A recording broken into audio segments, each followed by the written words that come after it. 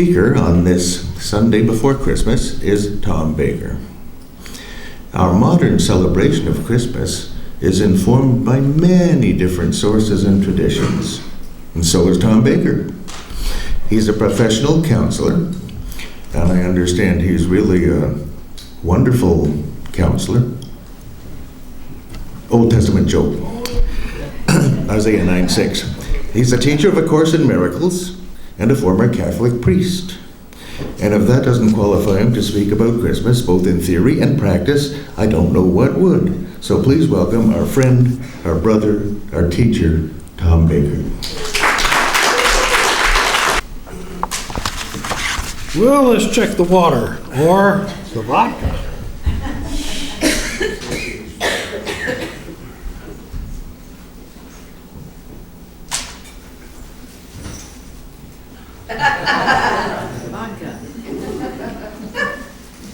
I couldn't do that with vodka. But speaking of vodka, I want to tell an incident that happened one Christmas, and I have told it before. My wife tells me about the pastor who got drunk and fell onto the pulpit. Okay? Well, he did this several times, and one time he did it at midnight mass. So the church was full. And he had been drinking all day. He was an active alcoholic.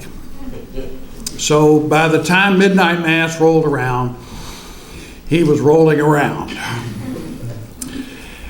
And he was holding on to the pulpit, and he kept saying, "The point of Christmas is incarnation, and don't you forget it." And every time he hit the pulpit, bang, the pulpit went forward a little bit, got closer and closer to falling off the platform of the altar. And of course, since he was drunk, he was leaning on the pulpit. So a little group of people got up from their pews and propped up the pulpit to keep it from falling into the congregation. And Father finally got up, or got to the front of the pulpit where the little crowd of people were, and he looks down at the people and he says, "Behold, the incarnation." In that alcoholic moment, Father shifted the Christmas celebration from Jesus to the people. Christmas is about us and our often clumsy attempts to keep love and light and kindness going in a world that has been invaded by the money changers even before Thanksgiving. Jesus was born in a stable because of the drinking and the chaos going on in the inn. The innkeeper, who was in a scene like Mary and Joseph, wanted the child to be born in a safe place away from the chaos. And today we celebrate the coming of the incarnation in this little stable of a church, keeping the Holy Family company, while in the background the world booms on. Well, speaking of booming on and too much to drink, I think of Bill and Alice Carey. Bill Carey, I think I may have told this too. This is Christmas Redux. Bill Carey was kind of a drinker, and he took communion, both the bread and the wine, and this was the first Sunday to have communion under both species, as they called it, both the bread and the wine. And so we had a chalice full of wine, and Bill Carey was the first one to take it.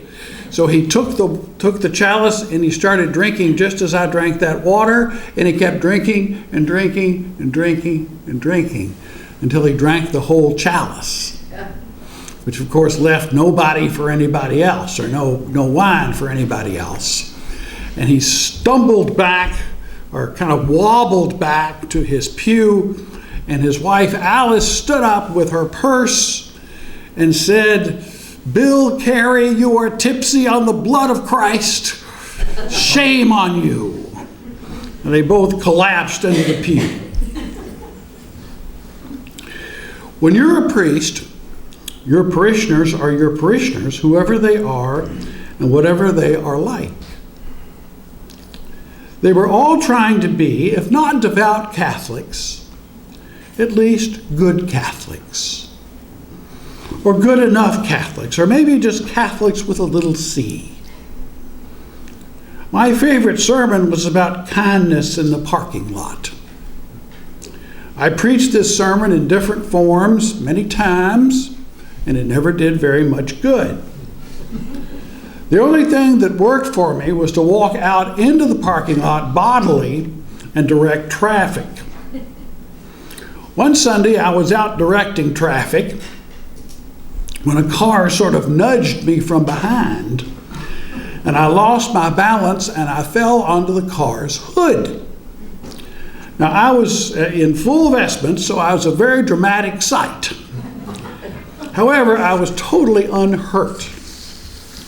Well, the people in the car all jumped out and helped me off the hood of the car. They were so apologetic.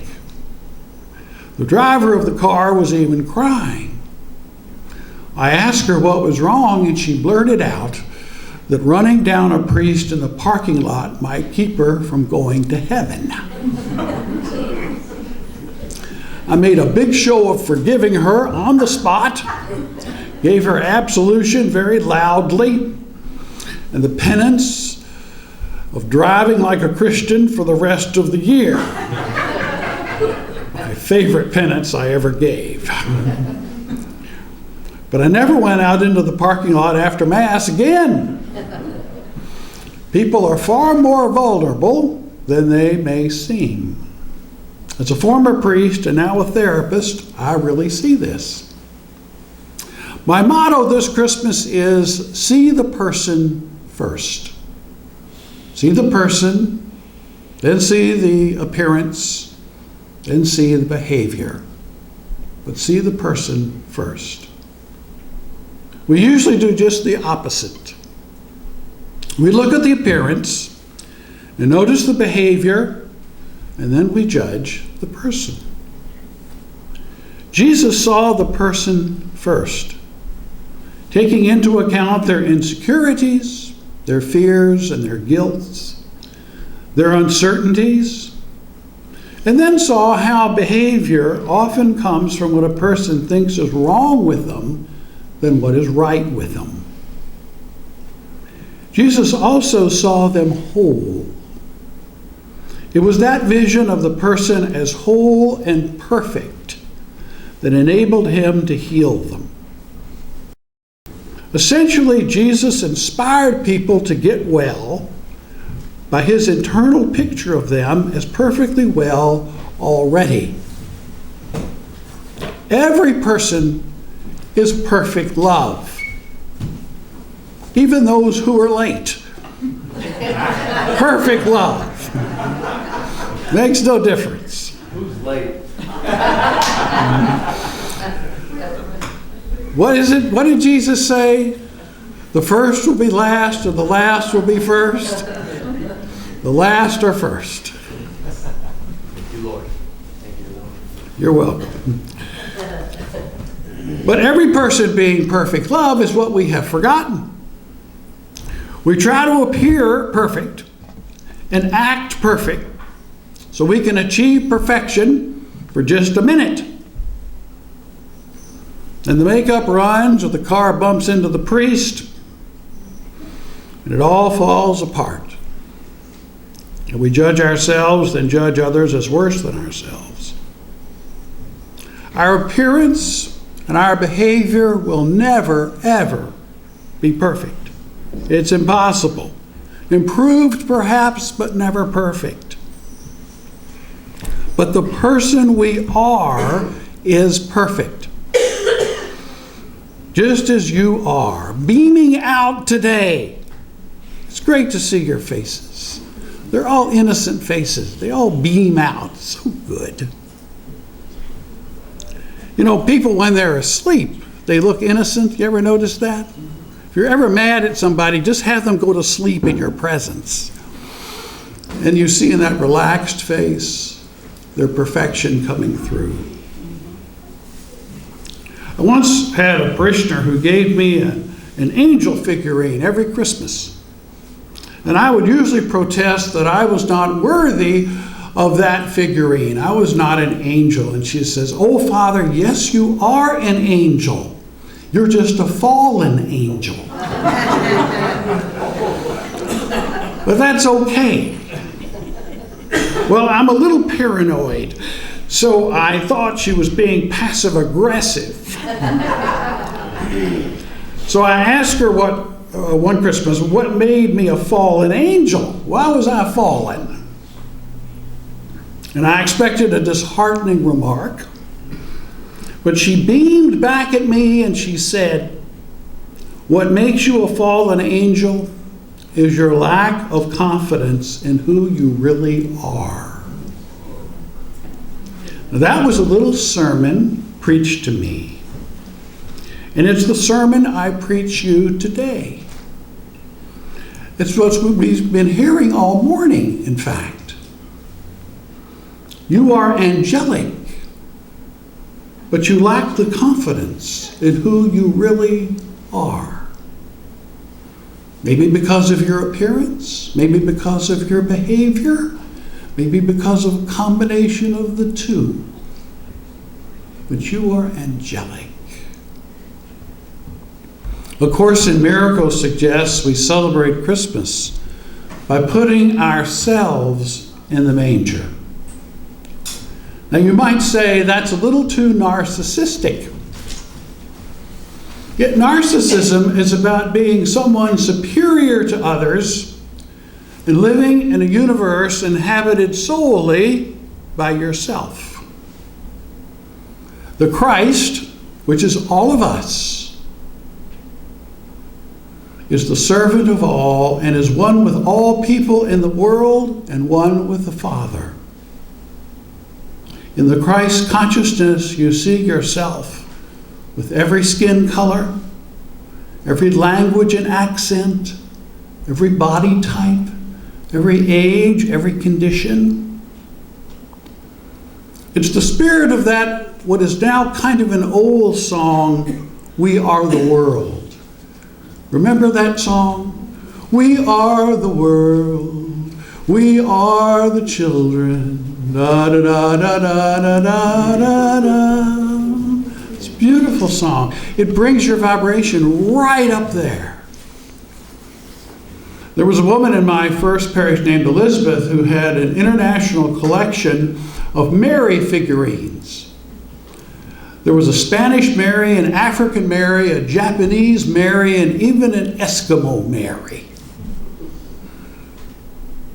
I asked her what her favorite Mary was, and she picked up a figurine that she said was the American Mary. "I'm adopted," she said, "and I never knew my mother and my adopted mother. I never knew my mother, and my adopted mother abused me. So I've made Mary my true mother." "So you know what that makes you?" I asked. "No," she answered. "What does that make me?" "The Christ, of course." Elizabeth, the Christ. You too. Me too. All those decorations, all that tree, the wreath on the door, those presents under the tree, the carols, the cheer, the figgy pudding, all that food we have today, that's all for us, to jog our memories that this birthday, superficially for Jesus, is the deep and sacred celebration of our remembering for just a few days whose birthday it really is. It's our birthday. We're the Christ.